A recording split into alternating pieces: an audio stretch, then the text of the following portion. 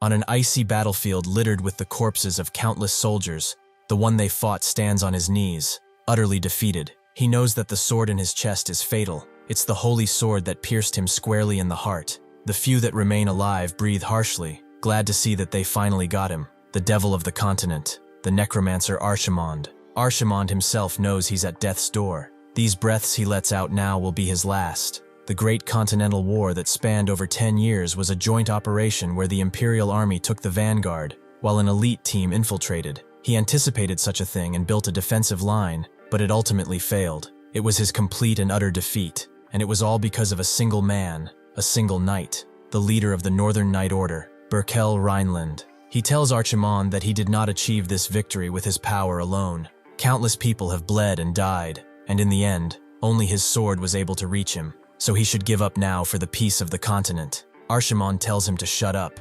They all just stood by and watched when countless people were dying from the plague, and now they dare to cry for peace? They are worse than the dogs they condemned. All of the knights are hypocrites. By his own hands, all of humanity will perish. The other soldiers are shocked to see that he is still using necromancy in such a state, with one of them telling Berkel that it's dangerous. If they do not kill him right now, who knows what he might do? Berkel, however, tells them to stop and answers Archimonde calmly. 20 million. 20 million people fell to that plague, and he used necromancy to turn them all into his army. That was the spark of this war. Archimonde already knows that. Why the hell is he saying it now? There must have been people from his hometown among those 20 million. It seems that he did it all just for revenge, didn't he? Berkel does not answer this provocation, and only tells him how it is. There is only one reason he came to this place: for the future of the children. At that moment, Archimonde's body froze, and Berkel continued. His hopes, his convictions, and his choices are things he must leave behind for the sake of the children. At that moment, Archimonde's corrupted reflection appeared in Berkel's eyes, and in the gaze of such an upright knight, he could not see any deceit, only a dutiful resignation. Archimonde falls on his knees, telling him to finish him off already. Berkel, despite everyone's warnings, throws away the holy sword and pulls out another from his waist, one with dark runes on it. He asks Archimonde if he has any last words. Archimonde notes that a necromancer never dies easily. Someday, he will come once again. With that, Berkel cuts his head off cleanly, and everyone cheers as his head rolls on the ground. Beyond the cheers, Archimonde heard the sound of his head falling. This was the end of the 10-year-long Great Continental War and the devil of the continent, the necromancer Archimonde's demise. Suddenly, though, in an unknown time on a rainy night, he awakes inside a warm, lit room with 2 nannies overseeing him. He wonders where he is, but the nannies call him young Master Klein, asking if he slept well. They show him a pendant of his mother, the Duchess, but Archimonde's body just feels stiff. He tries to follow after them, since they are telling him to say, "Mama," but instead of saying "Mama," he says, "My God." He calls out his guardians of darkness, his servants, his soldiers. Archimonde summons them to heed his command. Naturally, the nannies drop the pendant and begin screaming as loud as they can, just as thunder strikes. This being the rebirth of the Demon King Archimonde. 15 years later, as he continues growing, the various maids around find him rather beautiful with that face and that hair. He is like an artwork from the gods themselves. They all wonder what young Master Klein eats to look so beautiful. But beyond them, someone just comes with a bucket of water and throws it on his head, telling the evil spirit to be gone. This is the priest of the Holy Order, Garrison Vermin, who finds it strange. He definitely had a gaze akin to Archimonde's just a moment ago. That being said, it seems that the maids were already bewitched. It seems the purification was successful, barely in time. Klein just stares back at him, noting that it must not be easy to spout such nonsense so early in the morning. Isn't he tired of doing this pointless purification ritual nonsense for years? Vermin notes that it's not pointless at all. What rests inside his body is Archimonde's soul, which is why they must periodically purify it. Before Klein can tell him that he is not Archimonde, Vermin sprays something on him. Noting that he had Archimonde's expression just now, Klein understands now he is actually crazy and begins to backpedal, calling him a crazy bastard, before starting to run away. Vermin sends a few boys after him and notes that, for his insolence, he will have to take a holy water bath completely naked. Klein notes that this priest really is crazy. Vermin has no humanity left in him, but even if he didn't know things would turn out like this, he could have never reimagined it, because he definitely died on that day. His head was certainly cut off. But when he opened his eyes, he was born a baby. Of all things, his first words loudly declared Archimonde's necromancy incantation. Thanks to that, he was basically treated like a demon, and had to be locked up in a monastery as soon as he turned 3. Then he met a guy claiming to be a priest from the Holy Order, and that was only the beginning of his torture. He had 24-hour prayer chants, frozen garlic beds, and even a fire show of purification.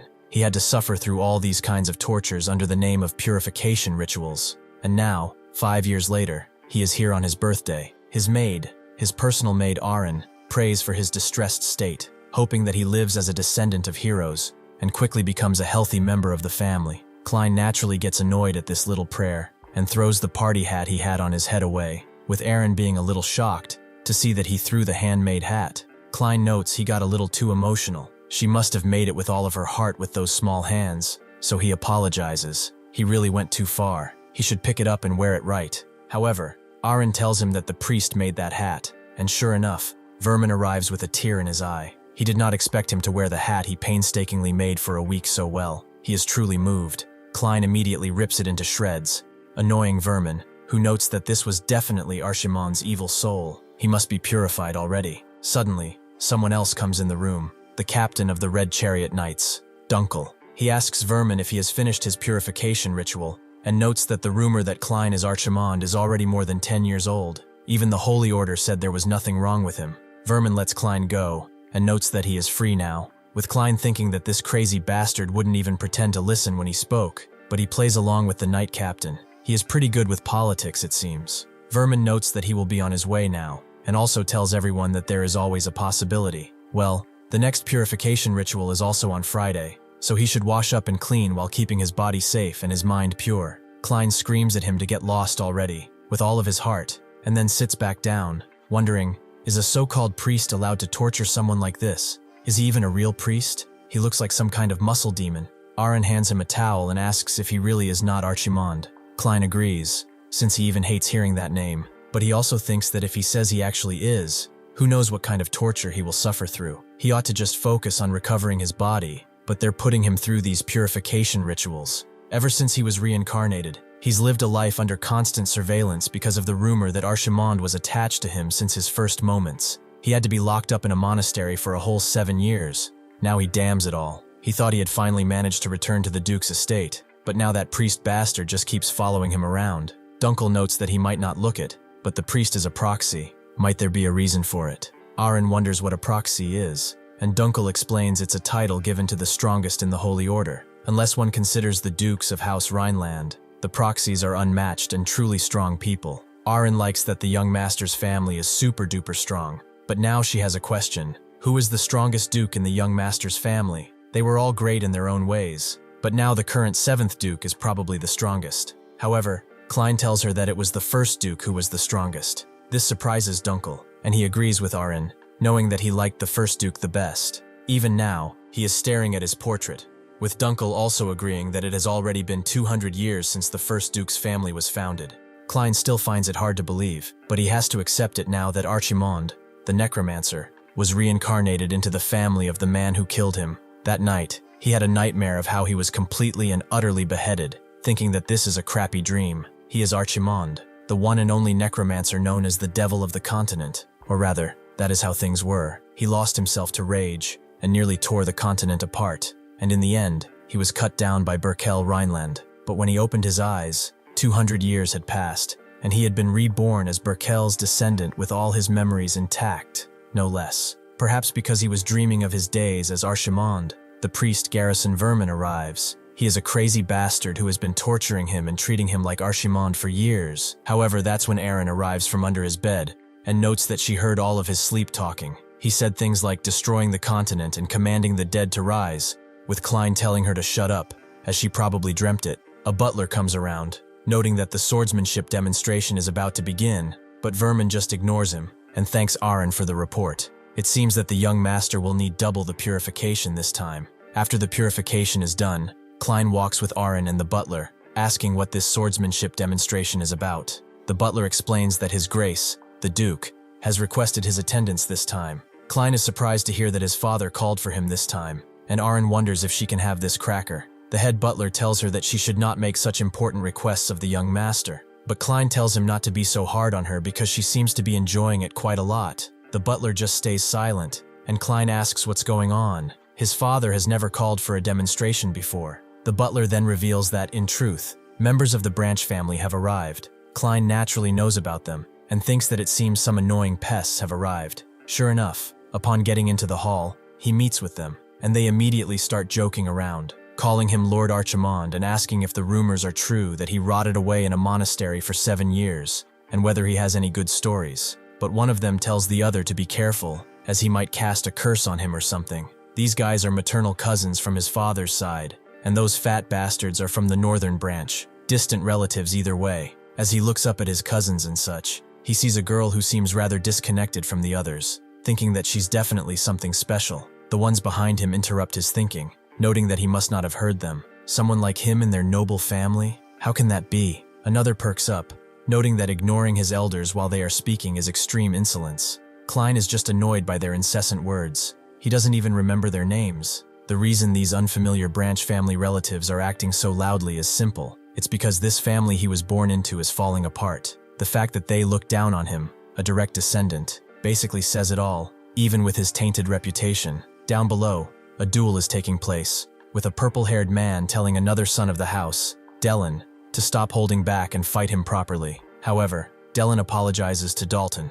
as this match is already over. If there is any hope left for this family, it rests in this one person, the eldest son of the Rhineland family, a prodigious genius, and Klein's older half-brother. Thanks to him, this family's reputation as a prestigious swordsmanship house is barely holding on by a thread. This is also Klein's first time seeing it in his reincarnated body, so he activates a bit of magic, wanting to see everything up close. As Dalton's blade approaches Delin, Delin suddenly springs around him and dashes behind him. Klein can see it clearly, the footwork, the timing of each push of his feet, and even the flow of his mana. This is the Rhineland family's secret technique, the meteor sword, allowing him to push Dalton's sword out of his hand and end the duel. Delin notes that he told him it would be problematic if he went all out. Everyone is impressed to see the meteor sword. It is truly incredible to successfully pull off that technique in front of so many people. It certainly must be a warning for the Branch family, a show of force that the Rhineland family is still very much alive. Delin eventually approaches Klein,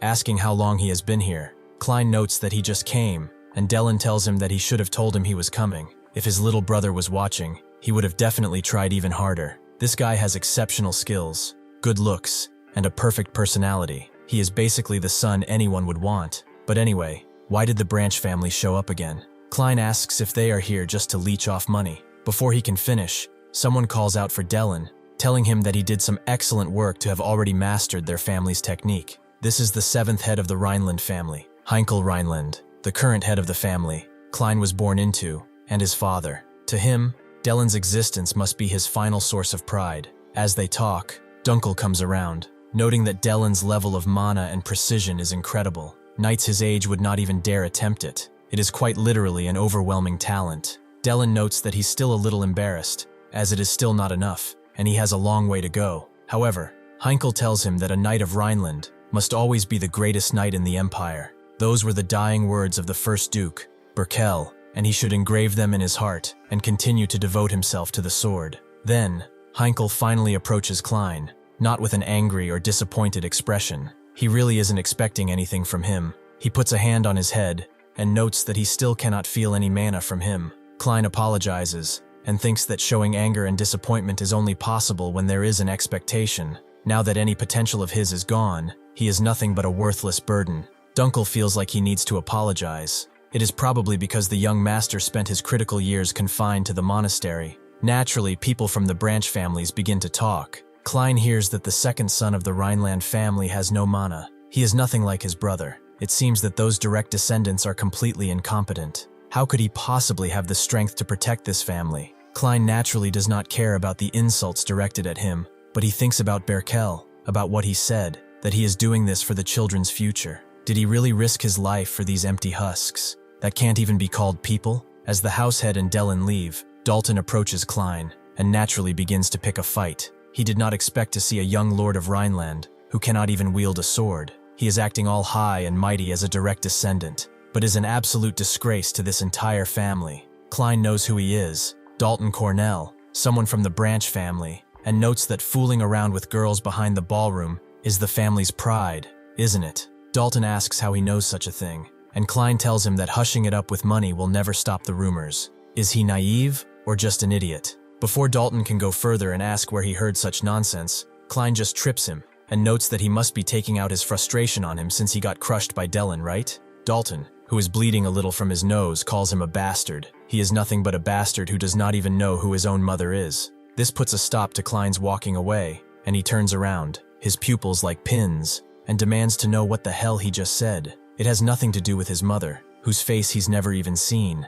It's the blatant contempt toward a direct line with their pathetic little sense of superiority. How did things sink so low? Why has the family of the man who killed him become like this? Before things can escalate further, Dunkel comes around and tells Dalton that this is enough. He will not tolerate any more disrespect. Seeing this, Dalton backs off, noting that he had better be grateful for his escort night. As he walks off, Klein stares at Dunkel's blade and asks if he could perhaps have a spare one. They go outside, and Dunkel hands him one, but wonders why he needed a sword so late in the hour. Klein doesn't answer him, and just wonders openly, did Dellen swing his blade like this earlier? Dunkel notes that he must be talking about the meteor sword, and Klein confirms as such. He has something to check, so he can head out first. Dunkel agrees, thinking that he must still have some lingering attachment to the swords, but it is too late. Since his body is devoid of mana entirely, someone who cannot use mana cannot become a knight, no matter what. On top of that, what they witnessed earlier was the meteor sword, the family's technique,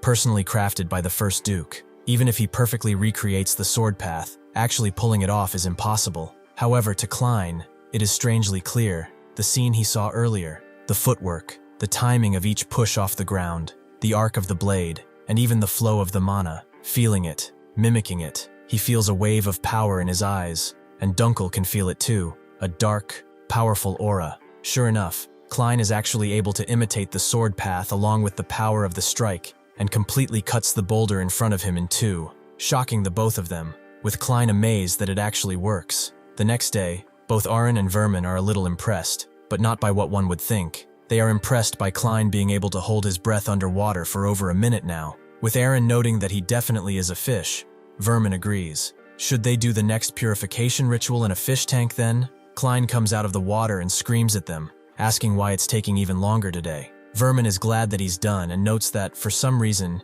he felt an ominous aura coming from his room today. Klein can't believe it. He messed with him like this early in the morning because he felt something?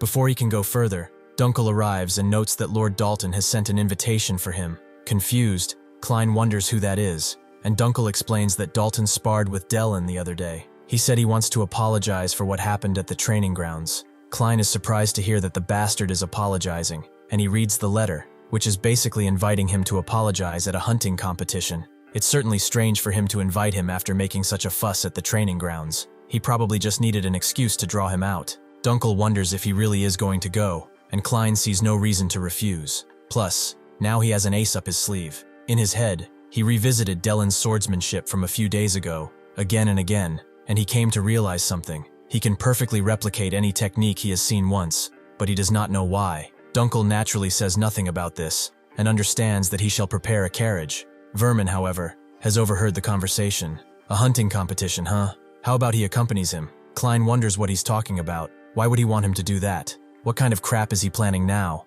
A purification in the woods. Vermin, however, is serious. He told him that, for some reason, today he feels an ominous aura. As they continue in the carriage, which continues to tremble, with Aaron being a little out of it thanks to that, Klein throws a pillow to Vermin, noting that they really should not have come. The western forest has rough terrain, so it's hard for first-timers. Once they lie down for a bit, they will feel better. Vermin stays silent, and is touched that their young master has grown up so much to do such a sweet thing to him, but Klein immediately gets annoyed, noting that the pillow was for Aaron, not for him. After that, he looks out and thinks that this place has changed a lot too. When he was here, it was only covered with snow and corpses. To think that the ice sheet survived for 200 years and became green too, as expected of that Berkel bastard. Eventually they stop, and Dunkel announces that they have arrived at the Cornell family estate. Klein looks around. This is a mansion more lavish than the Rhineland main house, one of the 3 great duchies. Plus, it is just a hunting competition for children.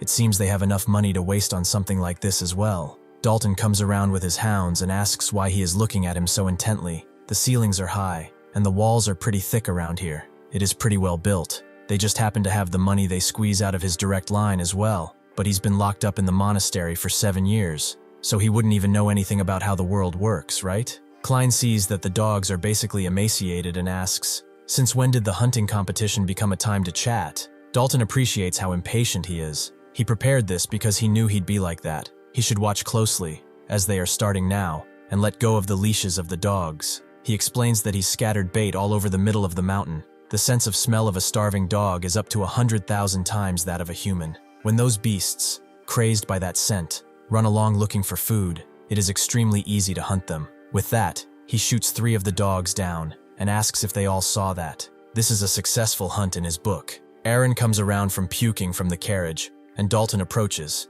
noting that she must be the maid Klein keeps dragging around. He doesn't know what a little brat like her can even do for him to keep around. If she comes to him, he will give her something a lot better to do. This guy is a predator, bro. Before he can do anything further, Klein clutches his wrist roughly and tells him to let go before he breaks his hand and his neck. Dalton throws his hand away from his grasp and walks away while hitting his shoulder, telling him to stop acting so damn rough for no reason. He gets on a horse and tells him to follow if he dares. Klein speaks with Dunkel, knowing that he heard it, so he should wait here with Aaron and not follow after him. Dunkel thinks that it's dangerous to go all alone, but then Klein puts something in his face, a signal magic scroll. It's a one-time use magic paper that can send various signals. It can be used even without mana. The moment the paper is torn, the linked crest reacts to transmit the signal. He notes that the priest is suspicious. He even followed him all the way here. If he suddenly disappears, it definitely means something is wrong. If that happens, he should tear the scroll immediately, as the crest linked to the scroll will appear on the back of his hand,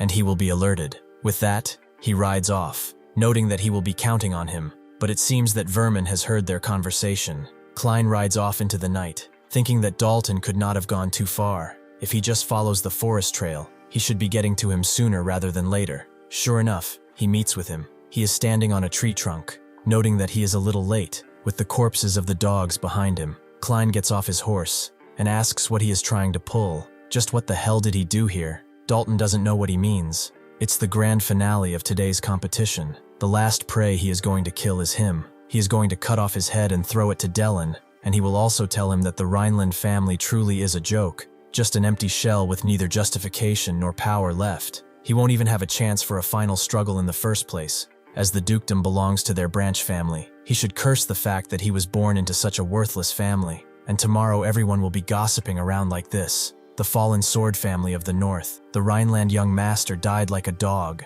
like the dogs he was supposed to hunt. This hits Klein in waves. Thinking of Berkel, he suddenly bursts into laughter, with Dalton wondering if he lost his mind from fear or something. Klein tells him that it's not that. It could never be that. He's just laughing because a reckless brat is acting arrogant and does not know his place, making his gaze closely resemble that of Archimond and letting out that same aura. This family was built at the cost of his life, yet he dares insult and mock it. Suddenly the sky turns red, crows fly out from the sky, and a wave of power begins to flow around Klein. Dalton thinks that it's magic, but Klein says it's not magic, it's magi. With everyone shocked, Dalton finally realizes what Klein just said. Klein continues. He calls upon the ancient evil spirits buried by the passage of time. He shall raise them up and bring them into the light. From this moment, in his name, he commands them anew to devour, and continue devouring. It cannot be. Is this guy actually Archimond? Klein tells his evil spirits to devour until none is left of their resentful souls, and devour them all until even their bones are turned into dust. Archimond thought he had forgotten. After all, a long 200 years had passed. Those were the distant days, but he can still feel it. The overlapping, endlessly in the dark. The voices of the dead that are calling to him again and again. This feeling, this resonance. The waves themselves and the after images. The memories of the dead. This nostalgic sensation is what he always cherished. Klein admits without a shadow of a doubt that he was indeed once called by that name, and he supposes he still is Archimond. The bandits and staff Dalton called are shocked, so it wasn't just a rumor. After all, this guy really is Archimond. Besides, what are those skeletons? However, upon seeing that they are skeletons, everyone just stays silent, and they begin laughing. Did he really just summon a bunch of boneheads? And he acted all cool? How dare he bring trash like that and try to intimidate them? Klein doesn't get it, trash. Dalton confirms as such. He has smashed hundreds of skeletons like those before on missions. One of the bandits wonders why they look like that. Are those black things their bones? Well, whatever. They will all take a bone home as a souvenir later. Dalton agrees and tells them to take care of the ones blocking their way. The rest will be clearing the path. The ranged units prepare to fire, and then unleash a flurry of arrows and bolts right into Klein and his soldiers. As some of the arrows fall on the ground helplessly, and the dust begins to clear, Dalton thinks that Klein must be a bloody pulp by now, but it's not that, as his skeletons have protected him with their shields. He notes that 200 years is a long time, to think that nobody recognizes these skeletons. The bandits are now shocked to see shields. They know full well they did not have those just a second ago. Klein understands if they were normal skeletons, they would have reason to think that way, but his skeletons are naturally different. Dalton finally realizes he messed up, and Klein tells the soldiers to release the first defensive formation, while also thinking to Burkel, telling him to watch the future of the North closely. He protected the ones who mocked it and insulted it. He should see how they get crushed by his hands. He tells all of his forces to charge, and they do, with the skeletons. They are actually running towards their enemies, surprising everyone, as skeletons are not supposed to do that. Dalton tells them not to panic and maintain formation, but it's pretty clear that these are no normal skeletons, as they begin cutting people in two with their sheer power. Klein is not done, however, as he summons the second crossbow unit, which has now surrounded their enemies and locked onto their targets. Some of the soldiers can see them, but it is too late, as Klein tells the bowmen to fire, killing more than a few people. This combined assault slowly breaks the chain of command, and the fight becomes a natural chaos of screams and blood. Dalton thinks that this is getting ridiculous. These are not the skeletons he knows of. If this keeps up, it's only a matter of time before they are wiped out. He tells the ranged soldiers to stop reloading their crossbows and switch to close-quarter combat,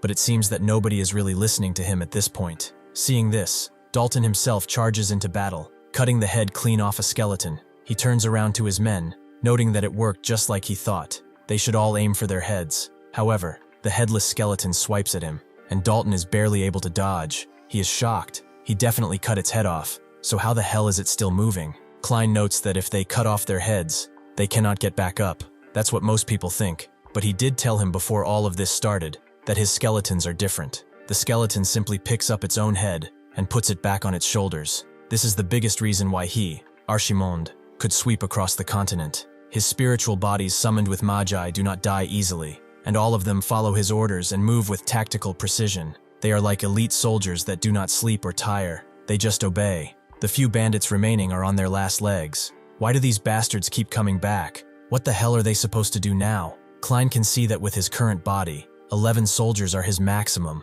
but now they should continue. The screams continue deep in the forest, unheard by everyone. Vermin sits with Arin, telling her stories about Klein, mostly funny ones, which she does find very amusing.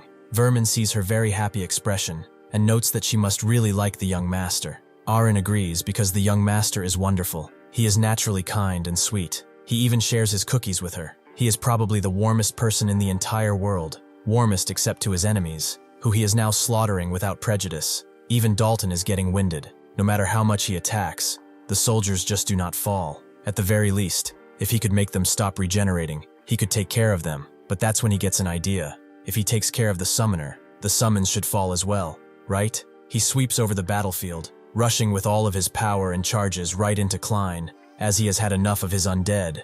No matter how powerful they are, it will all be over if he dies. Klein doesn't even move and opens his purple eyes, being able to see it with the power of his eyes. He can recall a technique once he's seen it, and he can now use the secret art of the Rhineland family, the meteor sword, completely cutting Dalton's hand off and making him unable to wield the sword. Klein tells him not to think of a peaceful death, as the judgment only begins right now. Klein stands over the defeated Dalton and notes that he was right, in a sense. If he kills the caster, all of the Necromancer's creations lose their power. Archimond failed to overcome that weakness and was defeated. The power of Archimond, the Necromancer who wielded Magi, and to think the very thing that gave him the power to protect this family is none other than the ability of the Rhinelands. It seems that the blood of his enemy has made him even stronger. Now that he is born in this body, he can no longer turn away from it either. Before Dalton can wonder what he means, his eyes suddenly roll in the back of his head. Klein tells Burkel to look forward to it, because he will rebuild this ruined family himself. Suddenly, Dalton awakes somewhere else,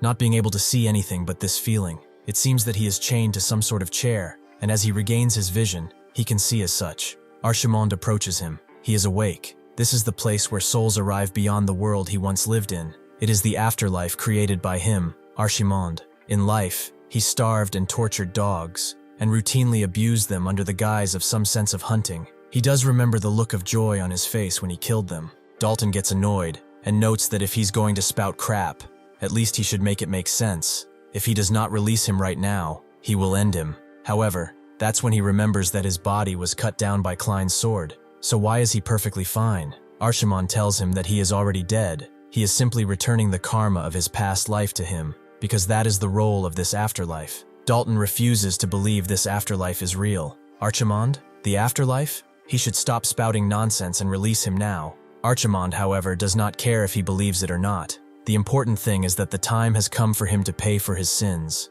He summons the countless dogs that Dalton has killed, and tells him to listen closely to the howls of the lives he took. But he should also remember that this is the place he created, and nobody is guilty of it except him. Suddenly, he begins to get mauled by the dogs with pain so intense that it completely shatters his spirit as he dies, leaving nothing behind. Klein just watches with no emotion on his face. He looks at the skeletons behind him and notes that since they followed his request, he should repay them. As a reward for helping him, he shall break the curse binding them and grant them their freedom, leaving their spirits to drift away into their respective afterlives. He looks at the corpses and thinks that true death is when one's bones are shattered and scattered into the wind. But why has he come back to life? For what purpose? Suddenly another man arrives, not expecting him to have wielded necromancy. It is unexpected of a young master. Klein wonders if he saw everything and asks who he is, but the man tells him that he does not need to know, not that he would be able to anyway. With a sudden necrotic energy, he begins to revive the various bandits around into zombies that immediately get up and obey his will.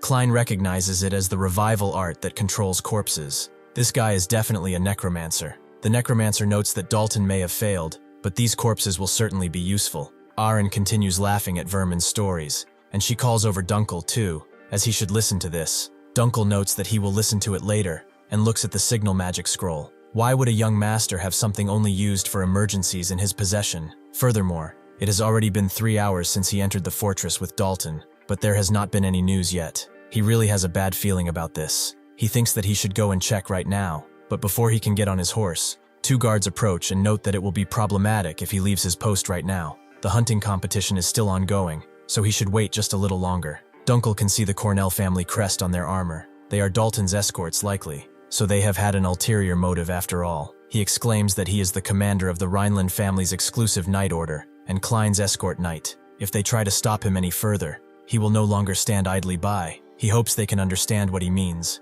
The guards immediately do, and say nothing. With Aaron wondering if something is wrong, Dunkel tells her to listen carefully. The young master is taking longer than expected, so he is going to look for him. So she should return to the mansion first with the priest. Aaron, however, notes that the priest just left with a serious expression on his face, too. He said his ominous feeling was right after all. Dunkel remembers what Klein told him about the priest, and immediately gets on his horse, ripping the scroll with his teeth. It seems that this was not a coincidence after all. Something has definitely happened to the young master. Klein looks at the zombies and thinks that his magi is completely depleted from the previous fight. He cannot hope to use necromancy right now, and he notes that he will not last long in this state. The zombies turn to him, and the necromancer tells them to eliminate Klein. Klein is not that scared because he seems to think he can kill him just because they use the same necromancy. His right arm lights up. The zombies charge in.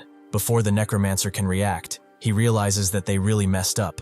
A flurry of holy light lands right in front of Klein as Vermin arrives, completely eradicating the dead in front of him without prejudice. He tells Klein to please be at ease now, because he is here, a proxy of the Holy Order, Garrison Vermin. A proxy is one of the 3 human weapons to carry out the Pope's orders with absolute obedience. As the Church's strongest assets, they are the only ones capable of wielding the holy relic left behind by Saint Gall. It is said that each of them possesses the power of an entire fortress. As Vermin blasts the undead away, he immediately moves in, taking care of the rest with extreme power. Among those agents, the one person who boasts the greatest raw strength is standing in front of them, Garrison Vermin. The rest of the zombies charge at him, but he simply takes them out with his holy book and tells the sinners to ask and pray. Then he shall grant them a baptism of fire and cleanse their sins. As more charges, he takes a step forward and takes their heads off one by one, noting that this is mercy and judgment. The necromancer thinks this is insane. Why is an agent of the Church here? What the hell is this kind of power? He immediately runs away,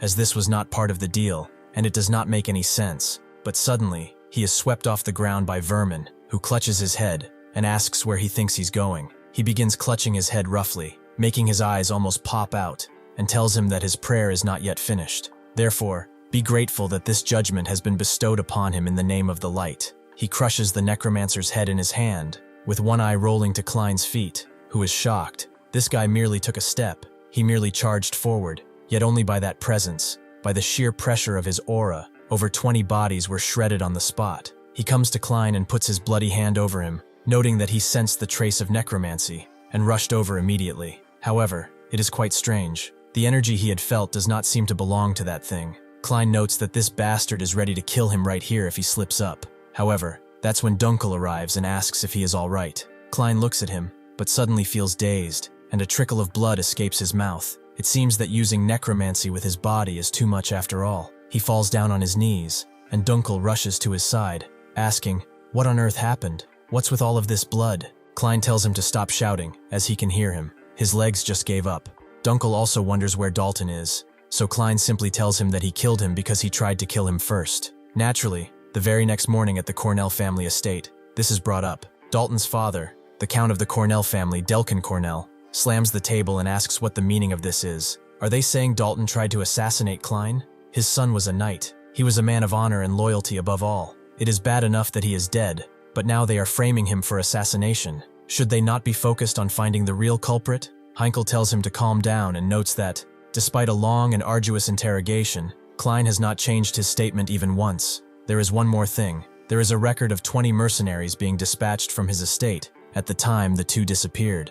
It is pretty clear that Dalton was up to something. Delkin can't deny such a thing, and thinks that those guys were idiots. He told them not to leave any evidence. He screams that it still makes no sense. Dalton was skilled enough to officially join the knights, but Klein has never held a sword. The other nobles agree. He saw him during the swordsmanship demonstration. Heinkel himself said Klein had no mana, so how could he kill Dalton? Delkin thinks that it cannot be helped that Dalton was killed, but if they find out that he tried to kill a direct descendant, he is finished. He will change tactics. They should all think about it. What kind of person is Klein? He was born to Grand Duchess Claire, a woman followed by bizarre rumors until her death. Wasn't he claimed to be Archimond since he was a child too?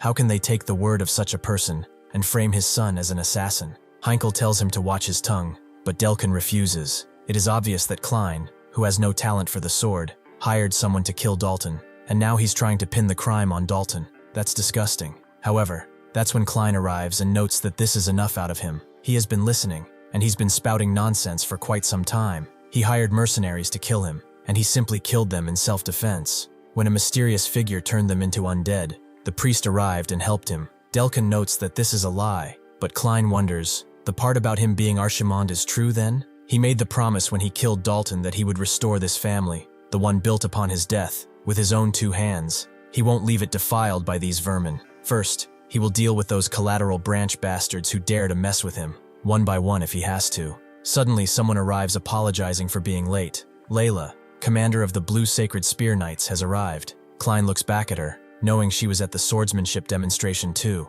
So why is she here? The various nobles are confused. This matter has nothing to do with the Foul Wyvern family, so why is she here? Heinkel tells them that he gave her permission. Dellen has previously carried out missions under her knight order. Therefore, she has every right to attend a meeting. She locks eyes with Klein and notes that if he doesn't mind, she would like to speak with him in private. Heinkel allows it, if only for a moment, and tells Klein to go and not take long. Klein thinks that this is annoying. Why are knights always like this? But this might be an opportunity as well. There are only 3 reasons she would call for him: verification, suspicion, or a test. It does not matter to him which it is. Now that he has a goal, he has no intention of running. Whether it is the Foul Wyverns or anyone else, he will use them to his advantage. However, upon getting a moment in private, Layla immediately pins him with her leg and her arm, asking if she can touch him. Klein, bro, don't miss this shot. Layla Wren Foul Wyvern is the eldest daughter of the Foul Wyvern family, one of the continent's 3 great duchies alongside Rhineland.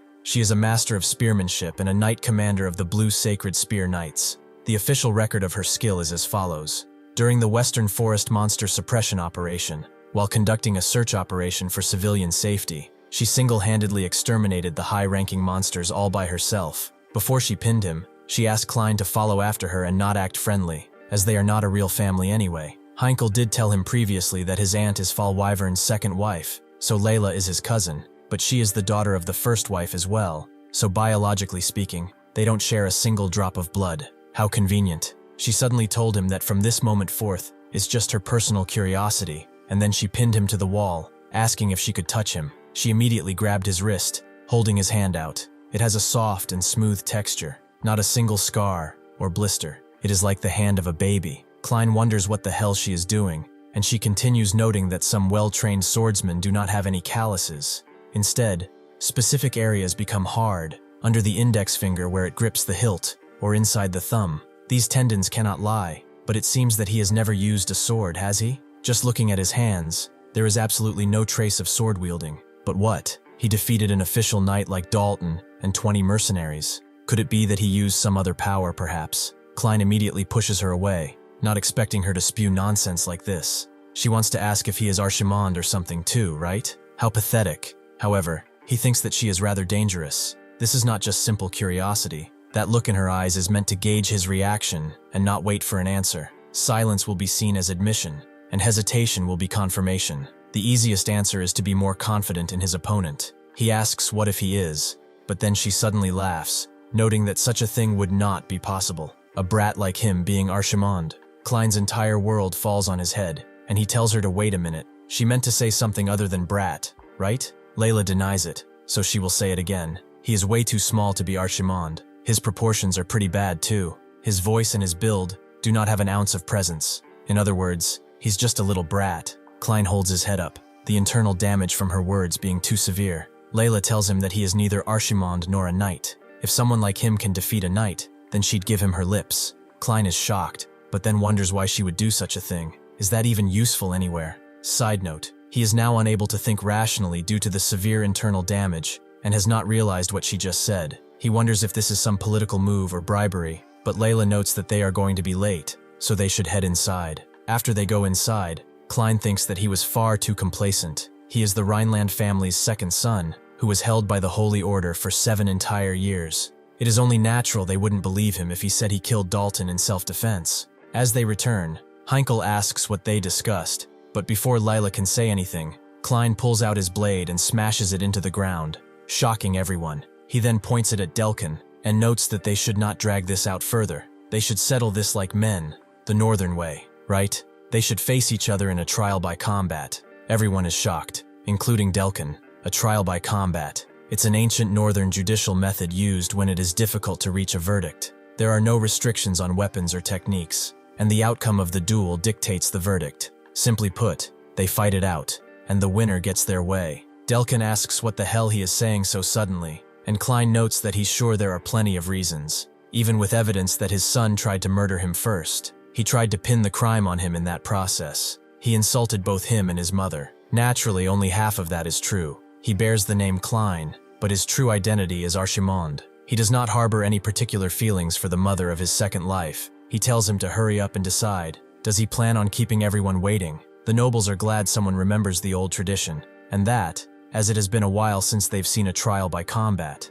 Heinkel confirms that, if it is a tradition passed down since the first generation, they cannot ignore it. He, the 7th Duke of Rhineland, hereby guarantees that everything will be decided by the outcome of the duel, and that all evidence presented thus far is rendered void. Delkin, hearing this, thinks that this is an opportunity, and asks if he will be all right. He heard the young master has no mana after all. He's planning to send another knight in his stead. Klein says it does not matter. He'll just have to watch how he butchered Dalton as well. With that, Delkin accepts, and the duel will take place in 4 days. Klein did not raise these stakes for no reason. This is only the beginning, using him as a stepping stone. He'll show all of these bastards exactly who he is. He's going to completely overhaul this damned family. Upon getting back home, Delin asks if he's out of his mind to request a trial by combat. How does he even know of such a thing? He could die. Klein sighs, exclaiming that he doesn't know how many times he has to tell him that father has already given his permission, so he should just accept it.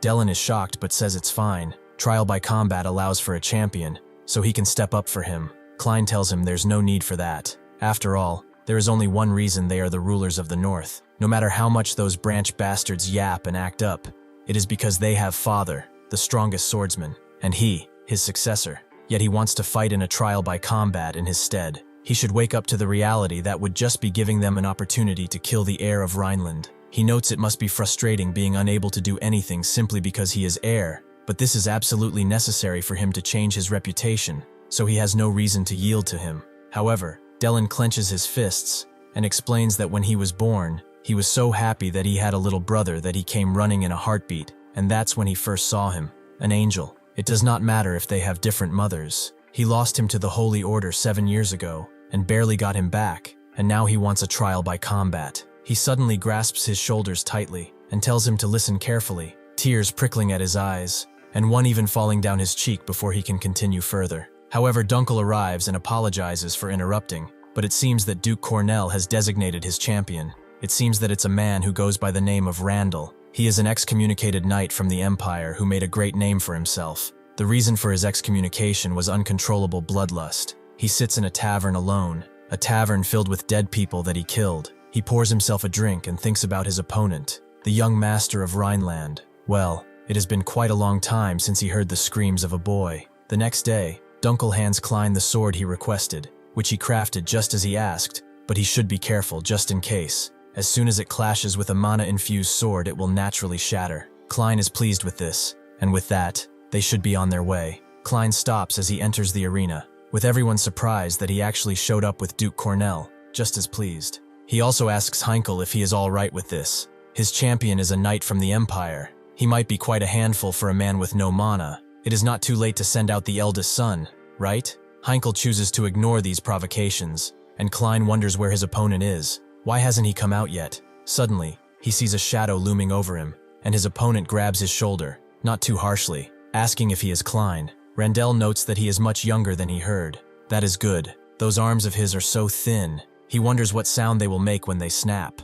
Klein immediately recoils and pushes him back to the noble's surprise. Surprised, Delkin asks Heinkel if he sees this. The boy is acting before it even starts. Can he really handle such a duel? Randall notes that he already seems horrified, but Klein says it's not that. He actually just got startled. It reminded him of when that priest grabbed his shoulder. Last time he chickened out for a second without even realizing it. Seems that bastard is useless right up to the very end. Layla is also watching from a place above, with one of her soldiers noting that Lady Hellion will be quite furious if she finds out she was here, so they should head back. Layla doesn't think that woman is her mother in the first place. Besides, she distinctly remembers promising her lips if he were to defeat a knight, so there is something she wants to confirm. Klein is a little embarrassed by his sudden movement, and notes that he just had a stiff neck lately, so he had better not touch his shoulder. However, Randall does it again.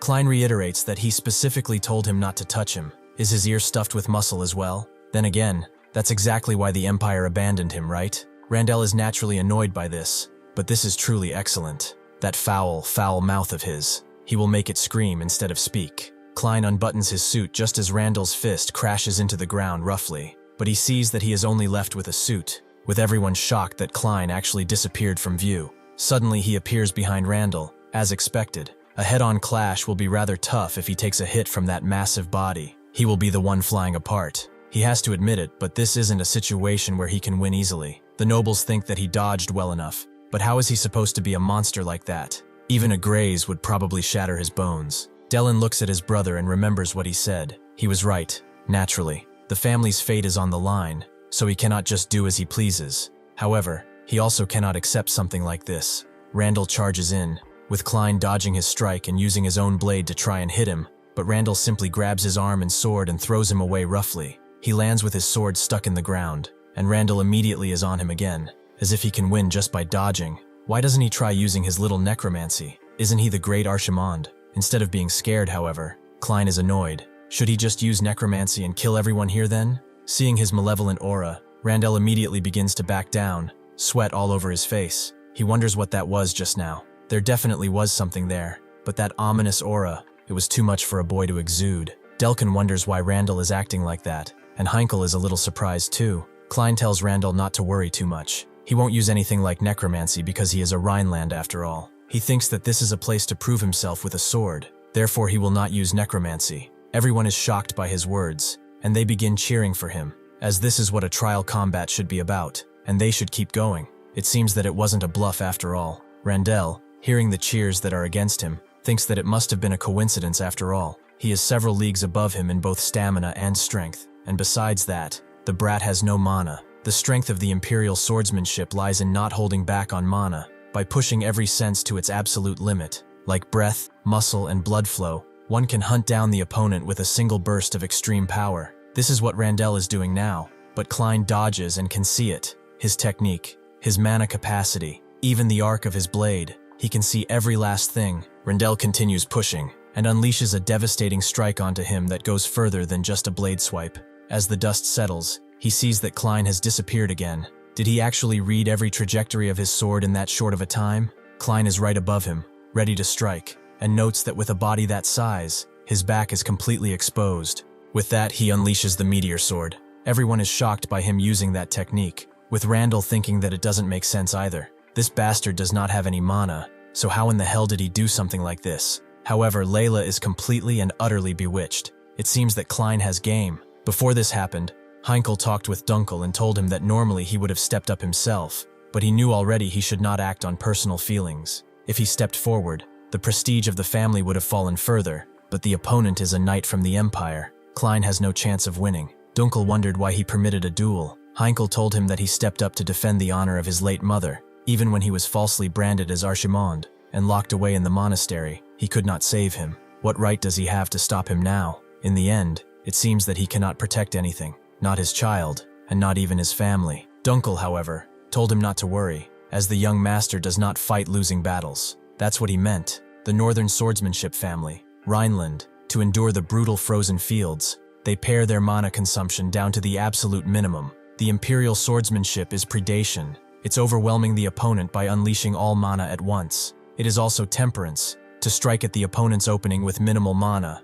That is the essence of the Rhineland swordsmanship. In short, it is the ultimate swordsmanship that draws maximum efficiency from minimum mana. This is how he, someone without mana, can still wield his family's techniques. It might lack power, but it is more than enough to beat a scoundrel like him. Randall naturally gets annoyed by this, and unleashes all of his mana, and begins using his secret technique, a mana burst that instantly seals the opponent's movements from the aura. From the sheer aura of it, Randall tells him not to make him laugh. He is the one who will win this duel. He charges in, blade ready to unleash devastation, and Dellen tells Klein to watch out, but he simply blocks. He remembers what Dunkel told him about the sword shattering upon coming in contact with a mana-infused sword, but this is exactly what he wanted. With his blade shattered, he is allowed to sidestep. His weapon is finally complete, the one to hunt him. It seems that, in the end, the eagle has won over the lion. With this broken blade, he still manages to cut Randall's hand completely, ending the fight. Heinkel tells everyone that this is enough. The duel is officially over. Dunkel thinks that it's just as the young master said. Randall's swordsmanship can be performed with minimal mana, but that's only possible for a seasoned knight. Yet he flawlessly executed everything, from the footwork to the sword path. On top of that, he deliberately baited his sword into breaking, so he could slash from point-blank range. It is hard to believe. This is the young master's perfect victory. Randall screams as blood gushes from his cut hand, and the medics swiftly get to him, hurrying to stop the bleeding. Klein doesn't seem that bothered by the blood or the grotesque scene, and approaches, asking if it can be reattached. One of the medics says no, it just needs basic healing magic. They need to make a cast for a prosthetic arm too. With Klein's understanding, it seems that even after 200 years, severed limb healing magic has not really advanced much at all. Heinkel approaches and asks if he really feels nothing after seeing a severed limb. Klein forgot that he is not Archimond right now, and wonders if he should act scared or something. Delkin approaches and thinks that this really makes no sense for Randall to lose. Does Klein know how much money he spent on hiring him? Heinkel calmly tells him that, as agreed, he should admit his wrongdoings and meet the winner's demands. Delkin, however, denies it. He lost his son, and his exclusive knight. Before he can bicker further, though, he feels his neck cut off under Klein's gaze. He calls out his name, and Delkin immediately falls on his knees, catching his breath. Klein approaches, and notes that, as the victor of this duel, he commends him. He leans forward slightly until he catches Delkin's ear. He should confess his sins before the Master of the North, and kneel to beg forgiveness. He should bow his head and beg for mercy, for he shall be crushed under the weight of all of his sins, and repent for an eternity. The whispering in his ear causes Delkin to feel a fear so insurmountable that his eyes begin to shake, and his teeth begin to chatter. He admits that he was wrong. He and his son dare to try and harm the young master. Klein thinks that this was originally a voice used to call upon the souls of the dead, dead man's voice. It is a soul-disturbing technique exclusive to necromancers, which induces extreme terror in the living. This is why Delkin is now apologizing and losing his mind completely. Nobles are shocked. Are they seeing things? To think that a pillar of the Branch family would crumble like that. Klein thinks that this is good. From here on, he will begin a declaration of his existence to set the family right. He raises his broken sword forward and tells everyone to listen closely. He is the challenger of this trial by combat, and its rightful victor, the son of the Grand Duchess Claire Ladalay, and the second son of the North's strongest knight, Heinkel Rhineland. He is Klein Rhineland. Somewhere else, Vermin goes to the church where it seems that Cardinal Murak is praying. As Vermin approaches, he notices him, but Murak also notices that his voice is rather grim. What is the matter? Vermin tells him that the surveillance target was attacked. The attackers were a necromancer and his undead. He needs to verify this. Murak tells him that there is no need to worry about such a thing. It was all according to plan. He was dispatched in cooperation with the Empire. A necromancer is an entity that incites fear. Those terrified by their appearance will inevitably seek out their lord. Countless people will flock to their holy order. He should understand this. If they can revive the holy order and spread God's will through just a handful of sacrifices, then it is worth it. However, Vermin catches him by the throat and notes that a servant of the Holy Temple has fallen for petty political games, and it seems that he has made a deal with heretics too. Before he can say anything else, Murak is killed, his head completely smashed. At the same time, someone in pristine white clothes asks Vermin if he is feeling better. It seems he has not changed much at all. To think that he's killed more clergymen than the necromancers have. They really ought to know what he's hiding in that hat of his. This is the Archbishop of the Holy Order, Palamon L. Vermin asks if this was his doing, and Palamon notes that it was not. He merely authorized it and brought a piece of information regarding his surveillance target. Vermin rushes in with a devastating skull-crushing punch, but Palamon simply steps and appears behind Vermin, noting that when necromancy is used, it inevitably leaves a trace. This is the cross containing those traces. It belonged to the necromancer he killed so mercilessly. One is a soul-returning art that traces corpses, which the Empire is actively researching, but the other is a technique resembling the original form of necromancy, one that manipulates souls rather than corpses. This naturally means that there were two necromancers at the scene, so he should listen closely. As for his surveillance target, the second son of the Rhineland family, his true identity is a necromancer. That night, somewhere else, in a mine where a miner is working hard to get money for his family, he is suddenly surprised by something which makes him let out a blood-curdling scream.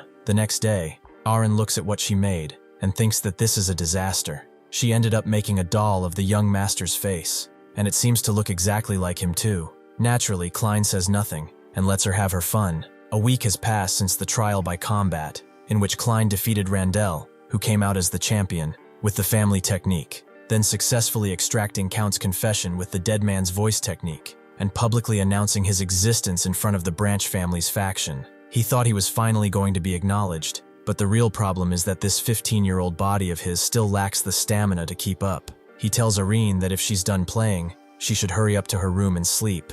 Irene thinks that he's way too mean. He always plays by himself too, but Klein doesn't know about playing. Can't she see he's reading right now? Aaron notes that he's reading a novel, so it's basically playing. Klein thinks that it might look like an ordinary novel on the outside, but the inside is filled with secret notes on anatomy, magic circuits, and spell formations. It is all about necromancy, and it was written by him in the past. With his current body, he can summon 11 skeletons at best. His control is stable, but he lacks the numbers for a war of attrition. He will need to research further. The biggest problem is that the priest, who looked like he was ready to exterminate the very seed of any necromancer around, is already suspicious of him, so he has to somehow regain his original power before he comes looking for him. But how can he do that without getting caught by others? However, an opportunity soon comes as Heinkel summons him and notes that they've received reports of sightings at the mine. They are commonly referred to as undead. Klein naturally agrees to go, as this is, after all, real combat, and it is the best form of research. Heinkel is worried about casualties, so he asks if Klein will be all right. Klein tells him no, it will not be a problem, and thinks that after the trial of combat, even Heinkel will acknowledge him. Besides, if it's the undead, it must be related to the ones that attacked him before, so this is an opportunity where he can use necromancy to his heart's content. However, he is not sent by himself, as Dunkel comes with him. The Duke has ordered it after all, for his safety. As they camp for the night after a bit of walking, Dunkel notes that the night sky certainly looks amazing this season. Klein hands him a piece of cooked meat on a skewer and tells him to eat it while it's hot, and Dunkel thanks him, but he thinks that maybe he should do some work, as he doesn't feel this is right. Klein tells him that the lump of coal he tried to cook before is enough. He also learned one unexpected fact during this mission, and it's that Dunkel the supposed knight commander, is completely useless when it comes to things like cooking and hunting. Dunkel apologizes, as he has no face to show him, but Klein tells him to forget it and just eat.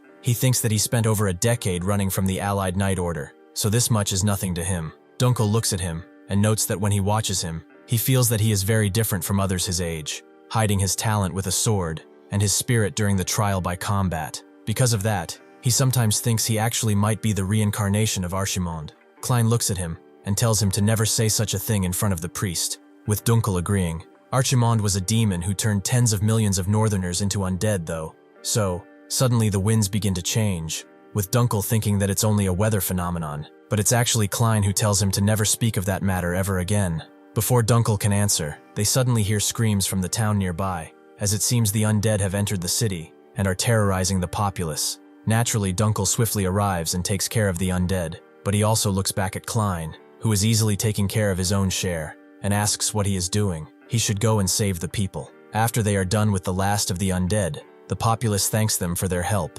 But who are they? Dunkel introduces Klein as the second young master of the Rhineland family, but also asks, since when did these things start appearing? Klein looks at a corpse, seeing that it's a form of reanimation magic used to revive and control corpses. It is as expected, the same technique as the ones that attacked him in the forest before. A man explains that it started 2 months ago. It was right after the Count's family restricted access to the mine. People started going missing around that time as well. All those undead are residents of the village. Klein hears this, but then suddenly a man arrives, grabbing him by his shoulders and shaking him, demanding to know if he's from Rhineland. He asks again. Dunkel asks what he thinks he's doing to the young master, and the man begins to cry, telling him to let go. They begged for help for 2 entire months, and they had no word back. Now they just show up, asking since when this was happening. On top of that, the person he cut down was his father. All he did was work day and night in the mine to help them put bread on the table. Why do they have to suffer like this? Klein, because of this, remembers something that he really did not want to remember, and his defensive mechanism arrives, turning his face dark. He tells the man to shut up.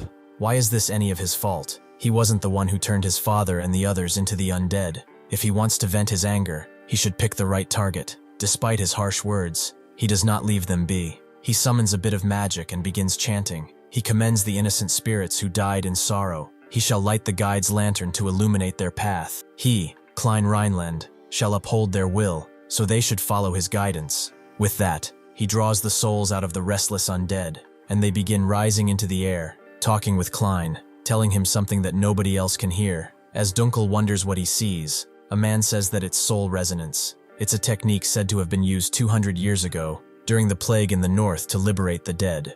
The man who cried also sees his father, who gives him one last smile before he passes on to the afterlife. Later that night, as Dunkel and Klein continue walking towards the mine that was pointed to them, Dunkel wonders what he talked about with the spirits earlier. Klein says it was nothing much. It was just the spirit thanking them for letting them pass on, and pleading with him to get revenge. Dunkel understands. Revenge, huh? He also remembers calling him Archimond that night, so he wants to ask one thing, pulling out his blade and putting it at Klein's neck. Just who exactly is he? On the day the young master, who had been locked away in the monastery for 7 years, had returned to the estate, Dunkel was naturally there. The cursed young master, who called himself Archimond, was right in front of him. But what was even more surprising was his pitch-black gaze that bordered on nothingness. It was hard to believe it belonged to a child. On that day, something started. A dead cat was found in the estate's kitchen, a second one in the backyard garden, and a third one the following day. That's how it continued until a total of 7 cats died. Naturally, people blamed Klein because of the rumors and everyone's suspicion of him. Unlike the unsettling atmosphere of the estate, however, the young master had just been standing out of the window ever since the day he returned, as if he had no interest in the rumors around him. As everyone said, he is suspected of being Archimond, but he is far too young. He probably had nothing to do with the incident. At one point, Dunkel caught him sneaking out at a pretty late hour. He followed him not too close behind, so as not to be noticed, and he was going to the cemetery. He was wondering what he was doing there, and because of a tombstone he could not see, but as he approached, he saw that he was burying the cats. Dunkel asked what he was doing, and Klein calmly told him that he was going to perform funeral rites for the cats. Dunkel didn't really get it, so Klein further explained that, looking at the lesions, it is pretty clear this was an infectious disease. It is harmless to humans but fatal to other animals. It will spread if left alone, and other beasts might dig them up as well. Dunkel was shocked, but told him that it would ruin his hands. They should call someone else to do it, but Klein told him no, someone had to do it anyway, and it was going to be him. Now Klein wants to ask something of him first. Does he remember the first saying of Berkel? Dunkel does. It is one's actions, not their roots, that define their being. Klein agrees. The reason he, a poor peasant, could become a knight captain, and the reason he, the son of a foreign mother, is still alive today, is exactly because of that. Since leaving the monastery, the person who has spent the most time with him is him, so he decides if he believes he is Archimond, then he can strike him down right here. Dunkel slowly lowers his sword, and notes that he has not decided yet, and he's certainly not convinced. The one he serves is the second young master of Rhineland, not some atrocious devil of the continent. Klein stares a bit at him, wide-eyed, and thanks him for the compliment. Once they arrive in the mine, they see a bunch of bones strewn about, with Dunkel noting that it smells like corpses. Klein agrees. There are moving ones here too. Dunkel looks forward and only sees 7, but there definitely must be more inside. Behind him, Klein begins chanting, calling upon the dead to answer him, as he shall grant them flesh to crush their enemies. After summoning the skeletons, he tells them to charge, and they immediately do so, cutting up the mindless zombies without quarter. Dunkel thinks that this makes no real sense. Skeletons look like this? Klein notes that Dalton's mercenaries also said the same thing. Is it truly such a fascinating thing to see different skeletons? As the skeletons continue their assault and leave nothing behind, Dunkel guides Klein further in, but he also hears something, judging by the sound. There are about 40 more zombies.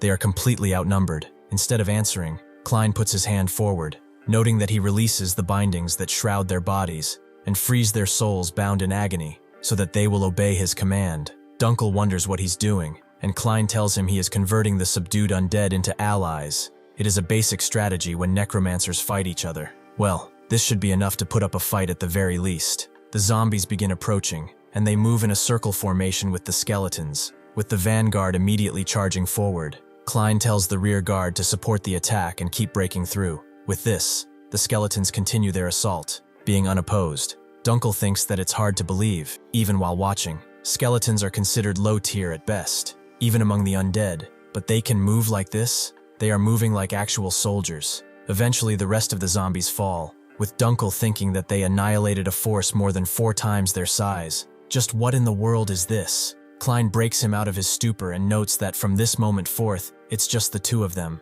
He said he'd believe him, so he wants him to believe in him until the end. They walk and walk, as Dunkel wonders how much further they have to go. A drop of blood appears from above, and he suddenly hears a few human voices. He puts his torch forward, and sees that there are a bunch of villagers there, strung up, still alive, barely. Klein guesses these are the villagers who were reported missing. They were kidnapped and used as tools for reanimation magic. Suddenly, a woman comes forward, noting that this is what he expected. He knows it well. Reanimation magic is a spell that revives corpses and turns them into one's familiars. That is why it requires a massive quantity of quality bodies. It's basic knowledge among them. Necromancers, right? She also never thought they would meet in a place like this. It has been a while since she last saw the devil of the continent, Lord Archimond, when the trial ended, and Arin, Klein, and Dunkel were walking the street. Klein saw someone, but that someone completely ducked when he looked, and he thought nothing of it. It was Lila who was wondering herself why she was hiding and stalking him like this,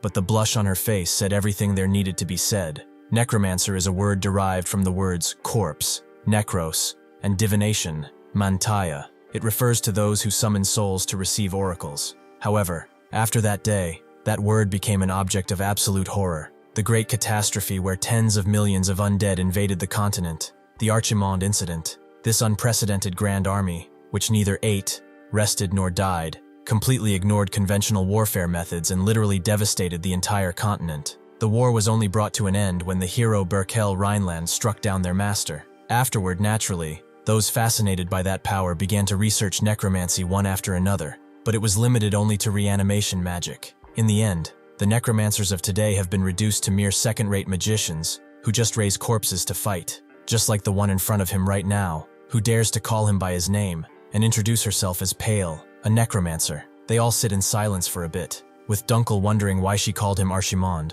But more importantly, what the hell is that? With Klein agreeing, she has an incredible amount of mana, but from what he is seeing, her mana is imbued into her magic robe. As far as he knows, they are the only ones capable of infusing mana into soft materials. Dunkel immediately gets on her case, telling her that this is young Master Klein, and not to dare to call him by the name of scum like Archimond.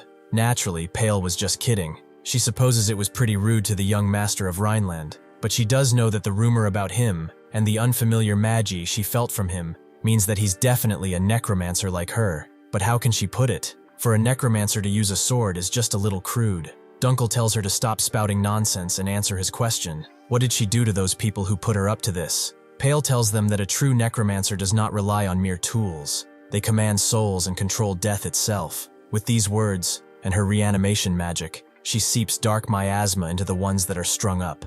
And from their suffering and souls, she creates a core, wanting to show them the true meaning of necromancy. This is the masterpiece she dedicated an entire life to, made from the suffering and flesh of those who died. Dunkel thinks that this is really insane. He has never seen anything like this on any battlefield. That is definitely a Cyclops. Pale calls the Cyclops closer, apologizing that it had to hold back and comforting it, while also asking for a favor to crush those two into a pulp immediately. The Cyclops moves towards them, trudging along with rough steps, but Dunkel sees how fast it is for its size. Suddenly it thrusts its hand toward them, and Dunkel prepares to throw Klein away, but Klein throws him out of the way, making him take the brunt of the attack as he is flung right into the nearby wall. Not dead, but clearly not well either. The Cyclops looms over him, but just as he's about to step on him and end it, his foot is cut as Dunkel charges in with an amazing strike that takes off half of the Cyclops' foot. Both Klein and Pale are pretty surprised, with the Cyclops barely being able to balance itself now.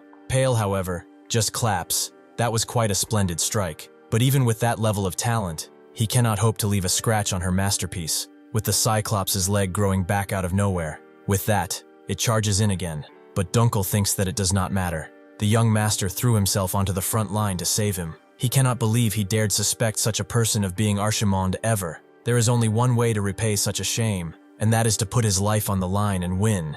He continues his strike, but no matter what he does, the Cyclops keeps regenerating and regenerating. He decides to jump onto it as he continues striking, and unleashes an overhead strike right on it. But his blade does not reach the Cyclops' head as it swings an arm around and smacks him across the cavern into a wall, knocking him out completely. Seeing this, Pale blushes, as this is really beyond her imagination. Being deeply moved, her endless obsession with necromancy, after countless experiments, her knowledge had surpassed the singularity, and she had finally succeeded in making her own variant that no one else could touch. Therefore, she was certain that this was innate talent. This is what screamed in her head, that not even Archimond could create something like this. It seems she has surpassed Archimond in all aspects. The Cyclops opens its gaping mouth, aiming to eat Dunkel and kill him for good, but Klein just approaches and talks calmly. The core connection point is the first key to synthesizing a Cyclops. The second one is the core circuit. It's the pathway for sending formulas and the knot that binds the corpses together in the first place.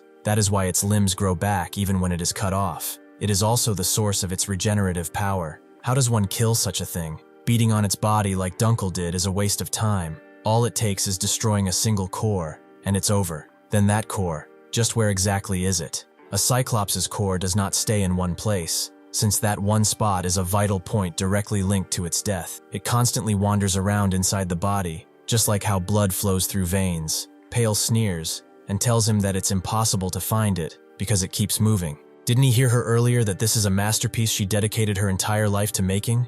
In the face of talent, he is nothing. She orders her Cyclops to crush him, and it goes towards Klein, aiming to really crush his head this time. But then the boy recalled memories of his past life, slicing and destroying hundreds and thousands of Cyclops. He had to put into words a sensation that remains as vivid as if it happened yesterday. He says that he just did it, cutting off both the Cyclops core and Pale's head in one single fell swoop. It seems that Pale's talent, the thing she trusted most, has shattered. Archimond tells her, if this is what she dedicated her entire life to creating, then perhaps she should make it just a simple hobby in her next life. Death is often compared to sleep.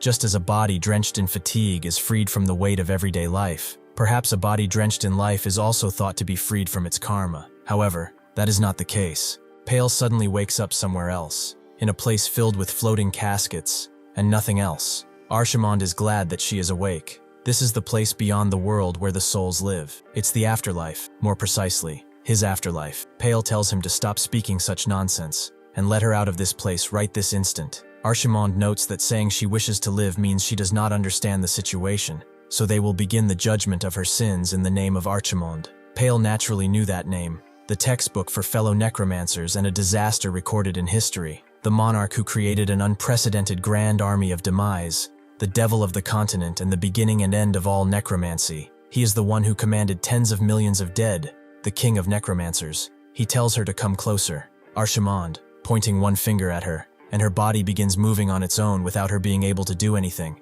Archimond continues telling her that she turned innocent people into test subjects, kidnapped and tortured, and used them like tools, and kept them bound so they couldn't die, all to satisfy her selfish desire. Pale, however, isn't listening to him at all. She is just shocked to see this. Archimond is dead, is he not? He died 200 years ago. Before she can continue, a splat of black water falls on her hand, and Archimond continues. She even used the dead as her tools, so from this moment forth, she will become the tool. One of the caskets opens, and she is suddenly pulled off her feet. She asks what becoming a tool means, but she's suddenly smashed into the casket, and it slowly closes on her. Archimond wonders if she is afraid of dying. If that is so, then she should rest assured, as they will meet again very soon. Suddenly though, Pale wakes up in the real world just as he strikes. She sees that this is the mine. It seems that she did not die after all. It seems that she is alive after all. Dunkel, however, can't believe it. He cannot believe that only her head would actually survive. What on earth is this? He lost consciousness for a moment.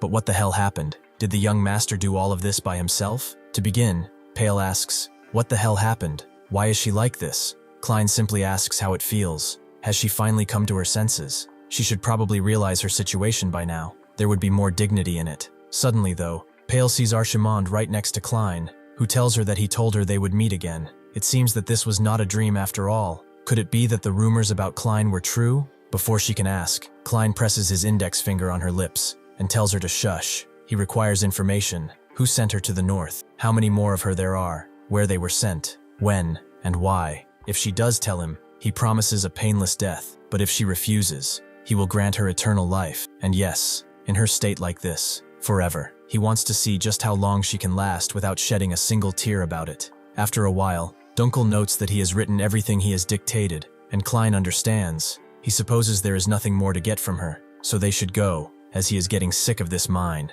Pale stops him and asks what about her. She told them everything just like he ordered. They both turn their heads, and Klein smiles sadistically. He did promise to kill her, did he not? She should not worry, as he always keeps his promises. He summons a bunch of magic and lets it fly in the air, and tells her to just hold out for about a week, as these little things will take care of killing her. With that, hundreds of cockroaches appear, and they begin crawling on her head, munching extremely slowly on it. Klein thanks her for becoming his tool, and the bug's food as well. After that extreme torture, he goes back to the Rhineland estate, and gives his report to Heinkel. The Empire unleashed necromancers in the north, and the Holy Order turned a blind eye to it. That's what the report reads. But is this really true? Klein confirms that it is exactly as it was written. The undead in the mine, including the test subjects, numbered around 150. Nearly 30 people went missing just in the village they visited, so it must be even worse in some other places. On top of that, nobles who should be resolving this issue are caught up in power struggles.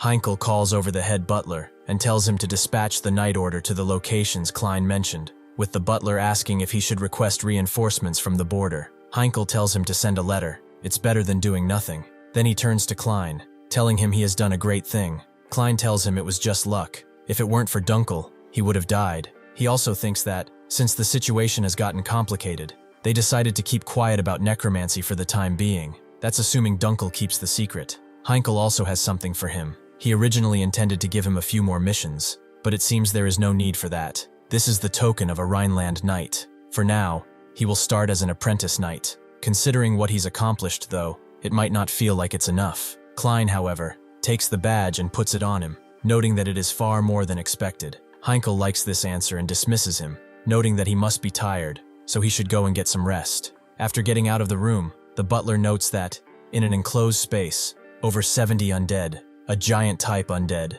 and even an armed necromancer. Even with Dunkel's combat prowess, this is quite the thing. Heinkel just stops him from his thinking and tells him to send a letter to his brother. He knows how that sounds, as he is not the type to come for just any reason, but he should tell him this. The genius he has been researching for his entire life is right here. Klein is glad that he is finally an apprentice knight. Unlike the Duke's estate, where outsiders can freely enter and exit, The place where the knights are stationed is a classified military zone, so even for someone like Garrison Vermin, he won't be able to enter without permission.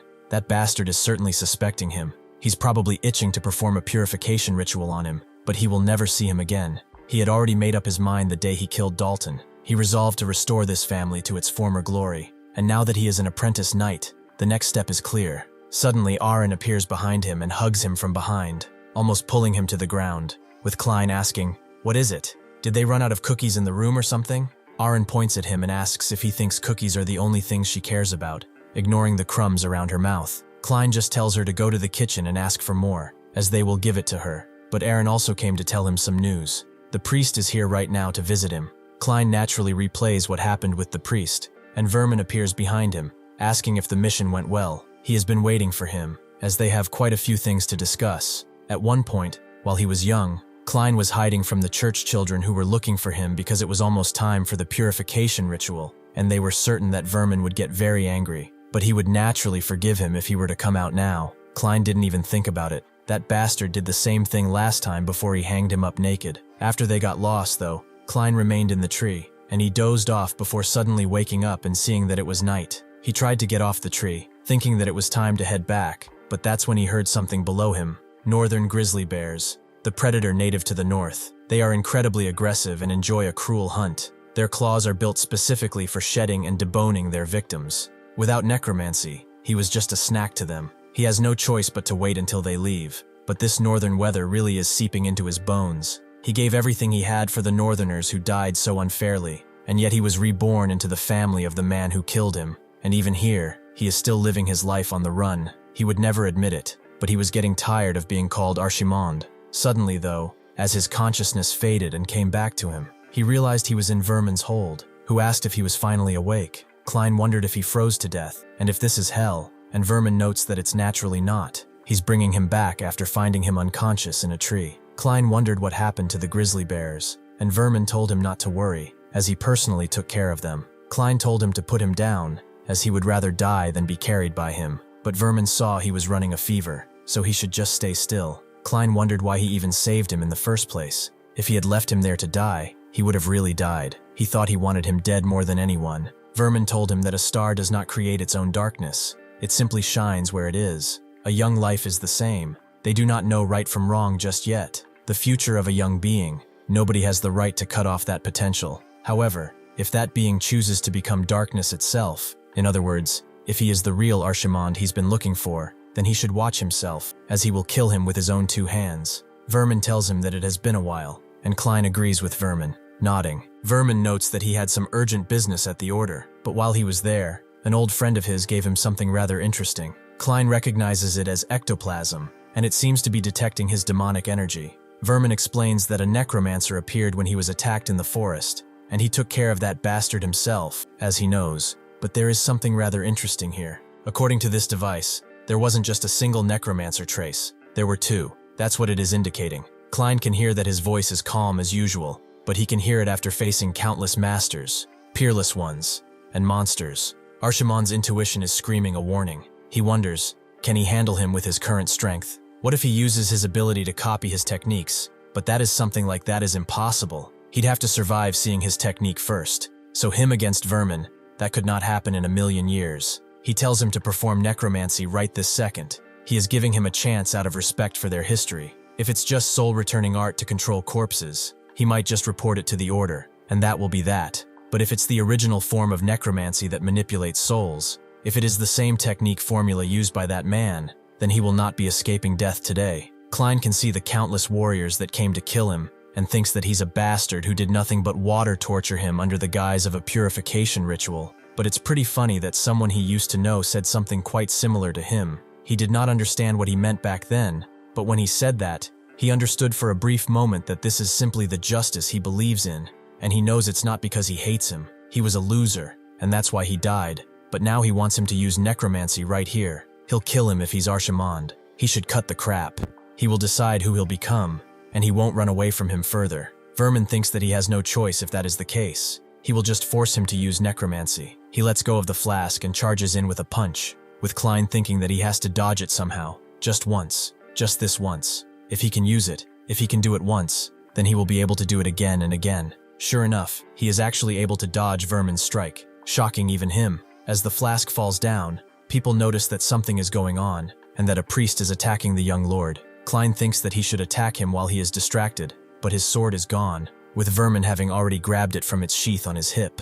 He throws the sword on the ground and finds it funny. A necromancer using a sword. He does not need such a thing, does he? Vermin tries another punch, this time a little faster, but Klein does not even dodge, and the strike goes through, completely shattering the wall behind them and making people run away in fear, including the guards. Vermin sees who his strike was blocked by, none other than Heinkel, who wishes to know what he's just done before his sword decides to cut him down for good.